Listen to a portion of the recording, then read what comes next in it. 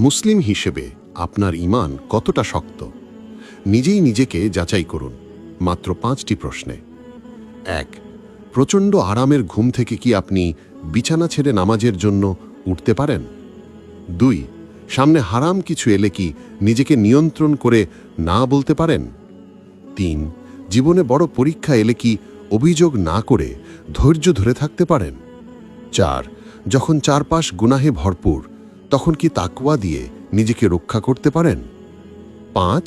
পরনিন্দা, মিথ্যা, কারো মন আঘাত করা, এগুলো থেকে কি নিজেকে থামাতে পারেন?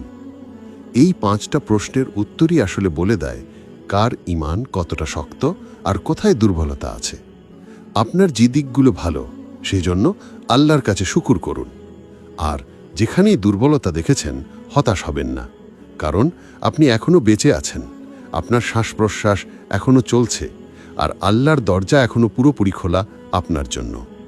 তওবা করতে লজ্জা নেই, ফিরে আসতে দেরি নেই, অপেক্ষায় শুধু একজন, আল্লাহ।